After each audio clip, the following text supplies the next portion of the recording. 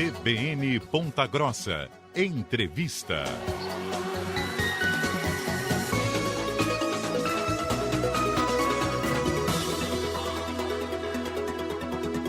Onze e 4, ontem aconteceu um evento importante na Universidade Estadual de Ponta Grossa com a presença do presidente do Tribunal Regional Eleitoral do Paraná, o desembargador Sigurd Roberto, e também com a participação remota do Victor Durigan, que é o coordenador do Programa Nacional de Combate à Desinformação sob a gestão do Supremo Tribunal Federal, o STF. A gente falou sobre este evento que ia ser realizado na UEPG ontem no período da noite. Faz parte da campanha PG contra a desinformação, que busca desenvolver ações possíveis e solidárias para combater a desinformação em consonância com a legislação vigente durante o período eleitoral municipal. Para falar um pouco mais sobre o evento e também principalmente sobre as ações que podem ser realizadas e como é visto esse processo eleitoral deste ano de 2024, a gente conta com a participação ao vivo do coordenador da ação aqui na cidade de Ponta Grossa, o professor Sérgio Luiz Gadini. Professor, tudo bem? Bom dia. Bom dia, Manuel. Bom dia, ouvintes da CBN e demais colegas da emissora. Satisfação em conversar com vocês. Professor, como foi o encontro de ontem, o que foi debatido principalmente e como esse grupo tem trabalhado, entidades envolvidas, professores, alunos, enfim, todas as instituições nesse processo eleitoral para o ano de 2024? Certo. São alguns aspectos, Emanuel. O primeiro deles é o seguinte, na UEPG, essa campanha ela é coordenada por um projeto de extensão da universidade, um projeto que integra estudantes, professores, servidores de diversos cursos da universidade. E, desta forma, a gente integra uma rede nacional coordenada pela assessoria do Supremo Tribunal Federal. Aí é nomeado como, desde 2022, do início de 2022, essa iniciativa é nomeada como Programa Nacional de Combate à Desinformação. E hoje tem uma rede aí de que participam 35 universidades e dezenas de outras entidades da sociedade civil, movimentos, organizações, entidades de representação profissional. E qual que é o objetivo? É inevitável que no mundo todo as grandes plataformas, principalmente nos países onde a gente ainda não tem regulamentação, e aqui regulamentação não é entendido como censura, como alguns tentam falar, mas fundamentalmente como a transparência, a forma como elas operam. Então, essa é a primeira questão, que ela é em nível global, não é? Mas, naturalmente, no Brasil impacta de modo um pouco mais difícil, porque, diferente já de dezenas de países no mundo, as plataformas não têm regulamentação. Então, a gente não sabe, efetivamente, como usam os nossos dados a partir das grandes plataformas digitais. Então, esse é um aspecto global. O Programa de Combate à Desinformação, ele procura integrar iniciativas em nível nacional, mas iniciativas que são realizadas nas universidades, nos municípios, nos estados diversos. E aqui em Ponta Grossa é uma satisfação que a UEPG é signatária deste programa e a gente tem um pouco esse trabalho em nível local. Então, assim, só para entender um pouco, esse é o cenário em que o projeto atua. Entende, mano? Professor, um dos principais debates que permeiam essas eleições de 2024 é a questão do compartilhamento de notícias falsas e a utilização, principalmente, das redes sociais para que haja uma análise, e o próprio Tribunal Superior Eleitoral determinou algumas situações de utilização por parte de candidatos e de base por justamente não existir uma regulamentação. Então ele precisou se precaver e promover ações nesse sentido. Como que vocês têm acompanhado essa questão das fake news e da utilização das redes sociais, principalmente numa campanha que pode ser algo decisivo, inclusive até pelo formato das redes? Hoje a gente estava conversando no período da manhã e há uma preocupação muito grande da forma como o algoritmo vê os candidatos. Alguns candidatos eram influencers, eram coaches, coisas nesse sentido, né?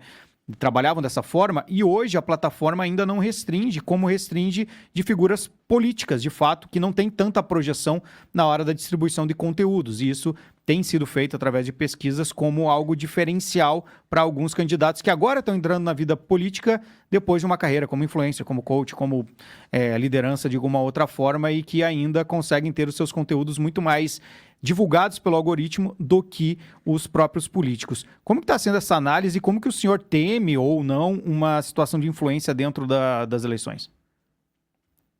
Muito, muito boa essa tua observação, porque esse é só um aspecto, Emanuel, de como as grandes plataformas, as chamadas Big Five, né, os grandes grupos de controle digital aí das redes, eles operam de forma não transparente. Como a gente não tem uma legislação em nível nacional que assegure que essas plataformas devem abrir de que forma opera esse controle de algoritmo, a gente fica refém dessa situação que você bem observou, não é?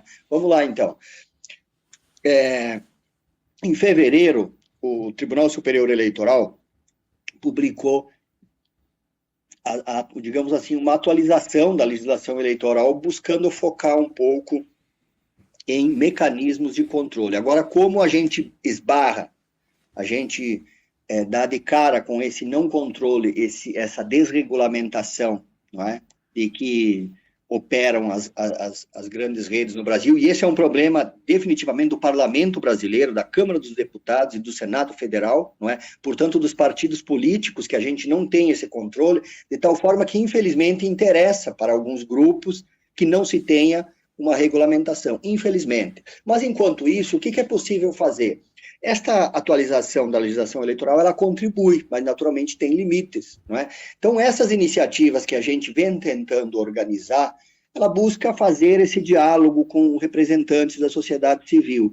E ontem aqui na UEPG, o presidente do Tribunal Eleitoral, junto com a equipe de assessores, com a equipe de trabalho, né, o Tribunal Regional Eleitoral do Paraná, eles também lançaram essa campanha, que aliás foi divulgada, né, na semana passada aqui pela CBN mesmo, uma campanha por eleições pacíficas, digamos assim, né, chama o TRE, por eleições no caminho da paz. Qual que é a ideia?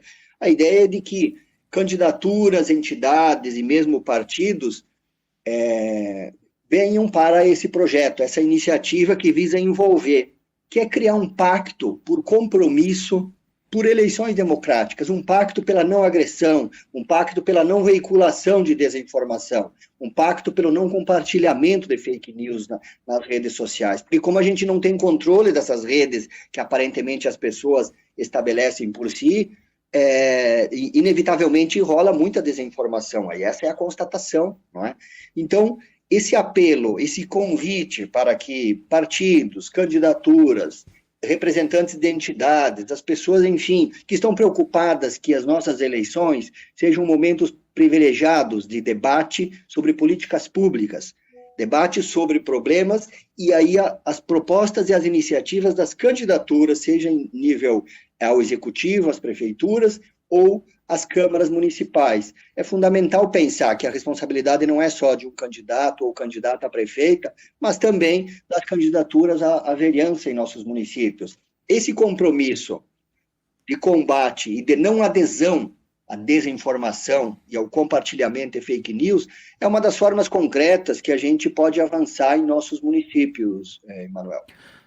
Nós estamos conversando com o professor Sérgio Luiz Gardini, coordenador da Frente em relação à PG contra a Desinformação. Professor Sérgio Luiz Gardini, que faz parte do Departamento de Jornalismo. E, professor, eu queria perguntar justamente nesse sentido, para a gente mostrar um impacto para os nossos ouvintes do que uma fake news pode trazer em relação aos efeitos práticos, né, de uma eleição, ou seja, de qualquer outra área também. Como que o senhor pode trazer para a gente uma análise nesse sentido? Porque uma vez uma fake news que ganha uma visibilidade muito grande, uma correção dela não tem um potencial igual à primeira notícia, né? A gente sempre fala disso, que os jornalistas precisam estar atentos, seja para uma notícia verdadeira, mas ter ali o primor da apuração para que essa informação seja divulgada de forma correta, porque uma segunda informação de correção, ela nunca tem o efeito igual à primeira informação. E no caso da fake news é ainda pior, porque ela já já parte do pressuposto de ser uma informação falsa. Como que a gente pode trazer para o nosso ouvinte o potencial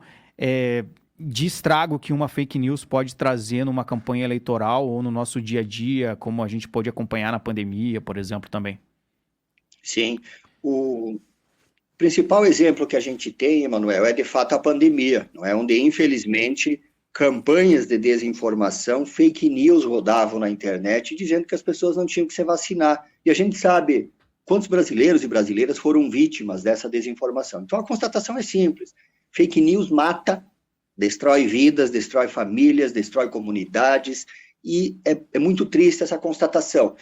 O que significa isso em momento eleitoral? Não é só um ataque pessoal que uma candidatura pode deflagrar a outra, acionando, tentando atacar a imagem de concorrência, mas é também ao não discutir problemas essenciais na cidade. Nós vivemos em um município, não é? Ainda que seja um município de médio porte no país, com cerca de 370 mil habitantes, que tem uma série de problemas sociais. Não é exclusividade de Ponta Grossa, problemas na gestão de saúde, problemas de mobilidade urbana, dificuldade de se deslocar de um bairro a outro, não é? Não é problema exclusivo de Ponta Grossa dizer que oficialmente a gente tem mais de 90% de saneamento básico. Quando a gente anda nos fundos de vales e arroios da cidade, a gente vê que isso não é verdade, isso é desinformação.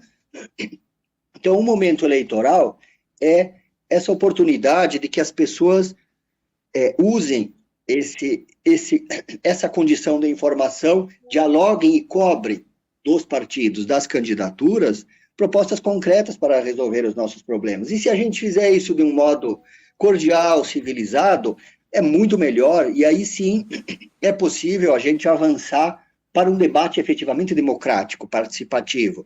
O que não tem a menor justificativa é apostar em desinformação, seja do ponto de vista do ataque de uma candidatura ou outra, ou veiculando desinformação. Então, esse é muito triste, e esse é o impacto concreto. Se a gente passar esta eleição agora sem efetivamente discutir os nossos problemas na cidade, a gente vai enfrentar mais um período de problemas sociais para a maioria da população. Então, esse também, ainda que silencioso, é um impacto da desinformação. Qual que é o objetivo, então, desta iniciativa muito modesta que a gente lançou em Ponta Grossa? PG contra a Desinformação é uma iniciativa de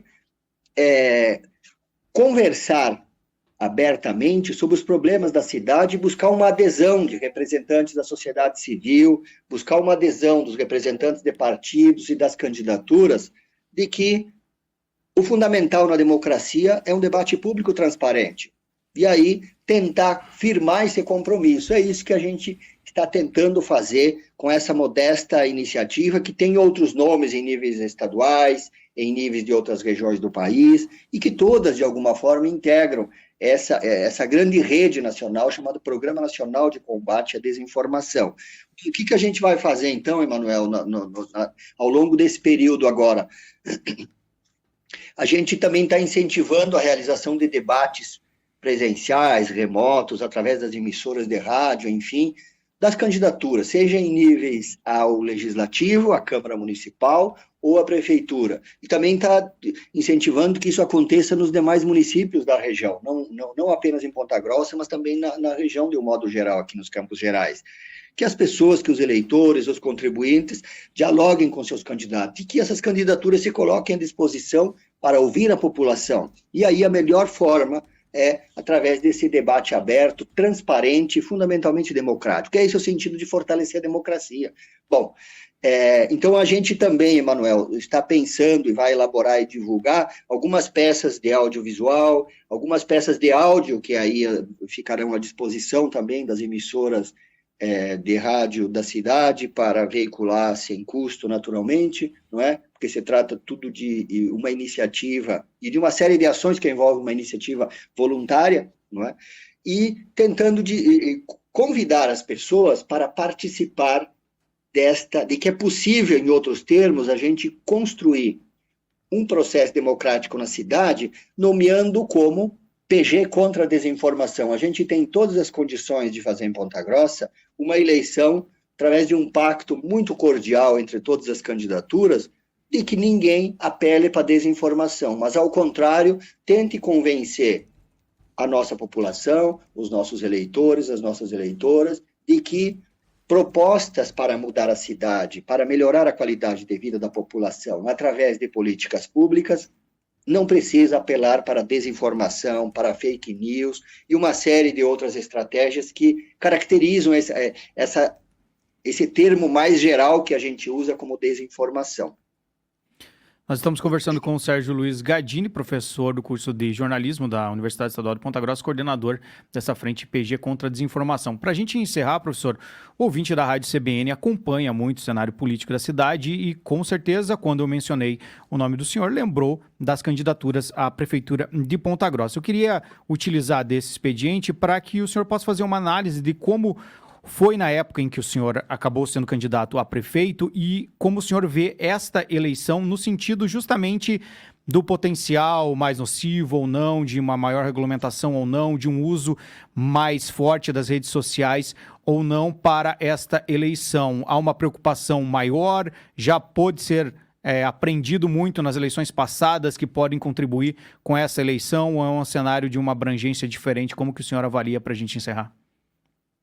É importante, Emanuel, porque a gente aprende cotidianamente, e principalmente quando a gente se coloca à disposição numa eleição, como eu fiz em 2 momentos, né, como candidato, a gente também tem que aprender com isso. Eu aprendi, inclusive, porque eu fui vítima também de desinformação. Rolou muito boato a respeito do que eu fazia, quem sustentava a campanha, da onde vinha, coisas assim inimagináveis, não é? Que você nunca imagina que alguém possa se dedicar a isso. Então, eu enfrentei, assim, alguns momentos até cômicos. Hoje, com o distanciamento do tempo, às vezes, quando alguém me pergunta, ou quando entra isso em pauta, eu consigo rir de algumas situações, assim, absolutamente absurdas, não é? E hoje, digamos assim, se eu voltar lá, 2016, depois de 2020, agora, claro que a eleição de 2020 foi um momento à parte, porque em função da pandemia, ela foi muito diferenciada, não é? E aí, claro que ela foi muito mais focada a partir das redes digitais, não é? E aí, a desinformação também era mais acentuada se comparar com 2016. 2024, qual que é a expectativa?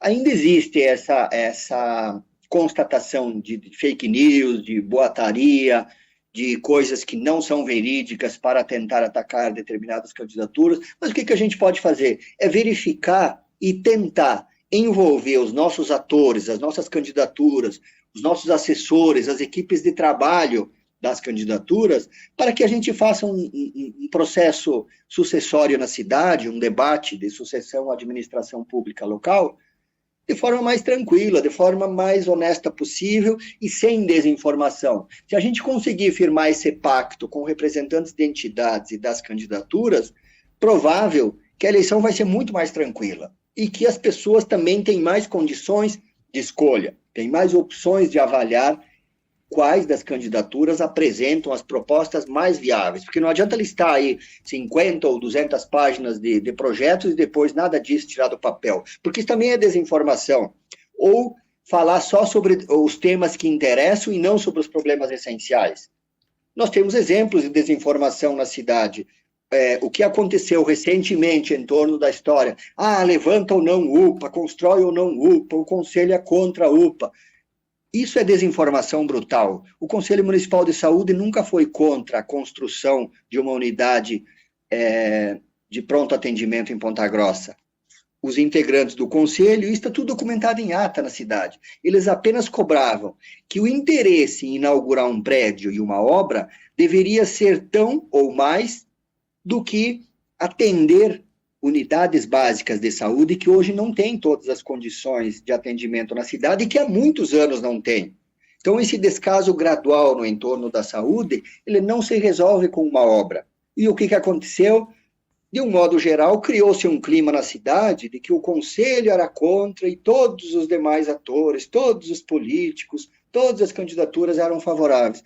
O que é uma desinformação, porque é preciso dizer que os problemas de saúde da cidade não serão resolvidos com uma única obra ou com um único prédio, ou com a inauguração ou não de alguma coisa.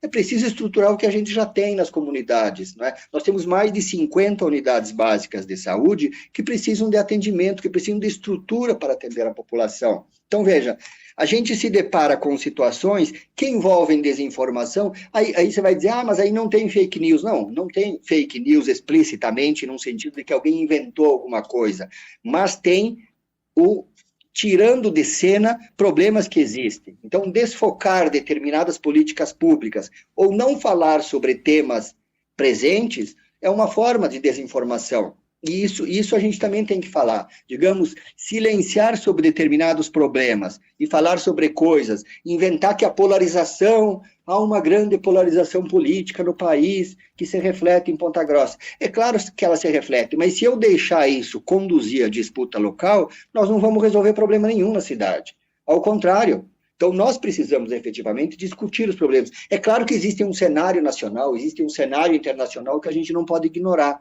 mas nós temos questões específicas que precisam ser resolvidas e discutidas com transparência, com proposta concreta e com compromisso das candidaturas. Se a gente fizer isso de forma coletiva, a gente reduz a influência da desinformação, a influência também da fake news nas escolhas da maioria da população. Então, esse é o objetivo, é dizer que a gente pode construir um processo nas eleições de 2024 em Ponta Grossa sem desinformação. Daí o nome que o grupo aqui da universidade deu, PG contra a desinformação. Então, nós estamos à disposição, naturalmente, né? A gente vai divulgar algumas dessas peças, alguns desses áudios, alguns desses programas que a gente tem disponíveis. Se alguém quiser conhecer mais, basta procurar as nossas redes sociais, Emanuel, né? Que a gente está em todas as redes sociais, mas a gente também tem uma página na internet, um site, que é só digitar lá, combate à desinformação nos Campos Gerais. Se você digitar isso na internet, você vai cair nos nossos projetos também. Combate à desinformação nos Campos Gerais. 11h26, professor, agradeço pela conversa, estamos à disposição, né, para divulgar ações nesse sentido aqui na Rádio CBN, que a gente espere que tenhamos aí uma eleição bastante democrática e com muita discussão propositiva para a cidade de Ponta Grossa. Um abraço, bom trabalho aí durante essa semana. Eu que agradeço essa oportunidade, é sempre uma satisfação conversar com esta emissora que tem um papel importantíssimo no debate, não só político, mas no debate da cobertura jornalística em Ponta Grossa. Um bom dia e um ótimo trabalho. Obrigado a todos.